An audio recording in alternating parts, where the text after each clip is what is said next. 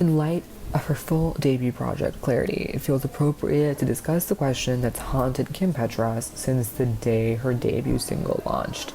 Can we stand Kim Petras? Now, I know this question sounds ridiculous. Why not? Why can we not stand Kim? She's an out and proud trans icon. She's one of the few trans musicians right now who seems to have a genuine chance of making it mainstream. It's June, it's Pride Month, she deserves our coin. And her music is really, really good. She knows how to write. She has a great, generally speaking, team of producers. Her music is catchy. It's really, really good, really high quality pop music, and she's been consistent. The entirety of Era 1 was very well delivered, beautiful videos, beautiful songs, and she continued with Turn Off the Lights Volume 1, great collection, superb collabs, and Clarity has gotten really good reviews. It's been really consistent, it's been very fun, it's very different sounding, but still very catchy, and she's doing commercially really, really well. Obviously, we're not the only ones who've noticed. She's gotten a lot of major cosigns. Shoutouts from Marina, Ali X. She's opened for Troye Sivan, and she's worked with artists like Jesse St. John and Charlie XCX, who are probably two of the biggest, if not the biggest, pop writers right now in music. So her star power is just growing and growing and growing. She is likely going to be one of the next major things in pop. But there's that one roadblock, that one that we all hate so much, that's haunted her since day one. And it's pretty big, it's significant. This is not a scandal, this is not one racist tweet from 2012, which would still be pretty bad. This is a little bit worse. A lot worse. It's Dr. Luke. Dr. Luke is a huge problem because no one likes him in music. It really doesn't help that Kesha's situation happened, but since then, most of his collaborators, Kelly Clarkson, Marina and the Diamonds, Pink, they've all said that they did not like working with him. They want to distance themselves from him, and it's not just because of Kesha. It's because he made them uncomfortable. He wasn't a great guy. It's clear he's not a great dude. Music has ostracized him. The only people that seem to be giving him some sliver of remorse is Sony Music, and they're getting a lot of hate from it. Kesha was able to turn a small campaign into a relatively big success for Rainbow, and it shows that people don't like Dr. Luke. So then why? Why would Kim continue to work with him? Because she still is. People have pestered her about it on social media, and her apology was pretty bleak.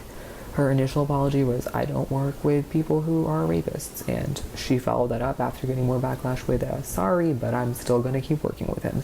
And she has. And it's struggling to understand why, because there seems to be no good reason for it.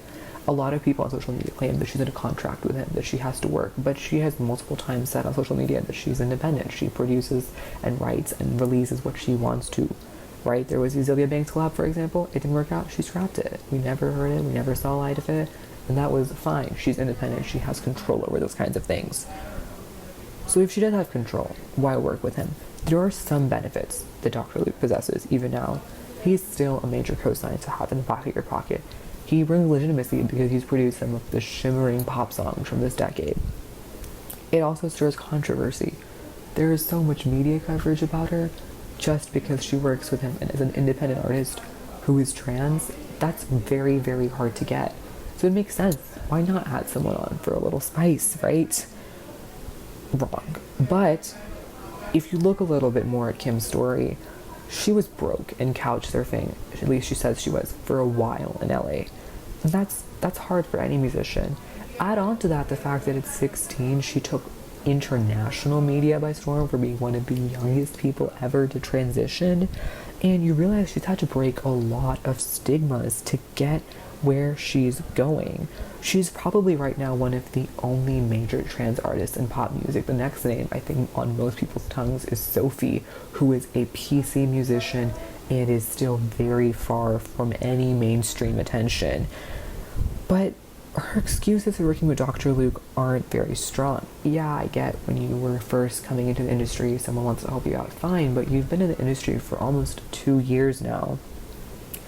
So what's the answer? Should we just stop listening? Well, it's worth remembering that Dr. Luke gets money every time we listen to any of Kesha's stuff, quite frankly. If we listen to some of her favorite songs, Prima Donna, since you've been gone, dark horse. Where have you been? Yeah, if you want to not support Dr. Luke, you can't listen to any of them because he's either a co-writer or a co-producer. He's gonna make some money. He's literally everywhere in pop music. So why give up on Kim when they're still getting coin? And Kim isn't the only person still working with Dr. Luke. She's one of the few, but Trey Songz, Neo, Big Boy, Fergie, Iggy Azalea, Azalea Banks, Doja Cat, Tyga, they have all had credits with him since news was broke of his scandal with Kesha and all of these accusations. So why quit Kim and not quit any of these other musicians? At the end of the day, her struggles mean a lot to trans people. She's an icon of how one can succeed even after going through so much adversity and media attention, a lot of which was negative.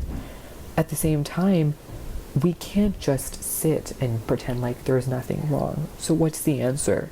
We need to nag. As fans, we need to nag, we need to pester, we need to demand more from her. Independent artists are really receptive because they know their career is always on the line.